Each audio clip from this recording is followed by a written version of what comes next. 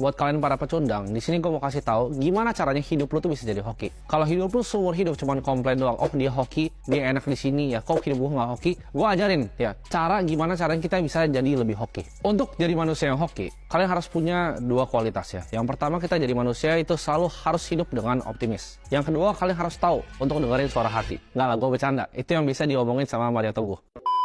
Tapi gue bakal kasih tahu kalian ya, gimana cara beneran bisa jadi hoki. Kalian jangan close dulu videonya, karena itu gue nggak mungkin ngajarin kalian untuk hidup lebih optimis ya. Jadi ini konsep yang gue ambil dari waktu gue pernah dengar podcastnya Joe Rogan sama Naval Ravikant sekitar 3 tahun lalu. Konsepnya dia sebenarnya kasih 4, tapi yang menurut gue bisa diterapin ke kalian itu ada 3 ya. Hoki itu bisa dibuat dengan 3 cara. Yang pertama, itu yang paling banyak orang tahu ya, yaitu kita nyoba.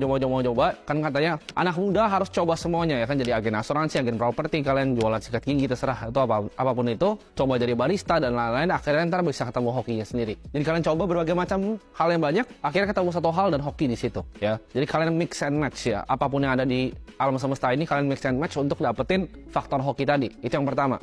Yang kedua itu yang semua dibilangin kalau kalian dengar di podcast Indonesia, bahkan gue sendiri pernah ngomong, ketika kalian udah siap dan ketemu dengan kesempatan. Jadi ada sebuah kesempatan dan kalian siap. Misalnya kalian tuh jago jualan lalu ditawarin jadi sales ya, itu siap ketemu dengan kesempatan. Itu hoki yang kedua.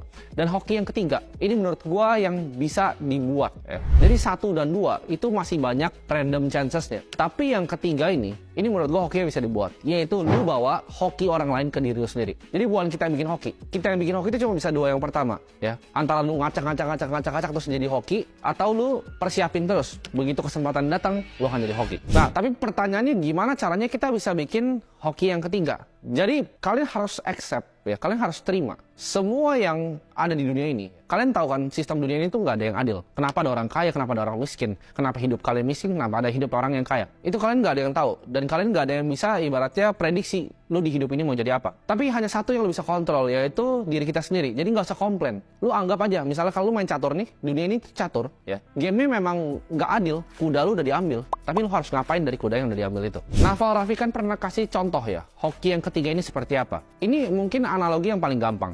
Anggaplah lu adalah penyelam paling handal di dunia. Lu bisa turun ke dalam yang orang lain nggak ada yang bisa masuk. Lu tuh penyelam yang paling jago lah di dunia. Nggak ada yang lebih jago dari lu. Lu nyelam ke tempat orang-orang penyelam yang jago yang lainnya tuh takut. Misalnya nih ya, ini gua kasih contoh dengan hokinya orang lain, gimana cara kita bisa ambil hokinya orang lain. Ada orang nih naik kapal ya kan, dia misalnya dia scan, dia ketemu harta karun. Yang hoki siapa? Dia. Tapi karena lu penyelam paling handal, cuman lu yang bisa ambil harta karunnya, dia carinya siapa? Dia akan cari lu ya. Jadi itu adalah konsep hoki yang dibawa ke kita. Jadi nggak harus kita yang cari hoki, tapi hoki orang lain bisa jadi hokinya kita juga.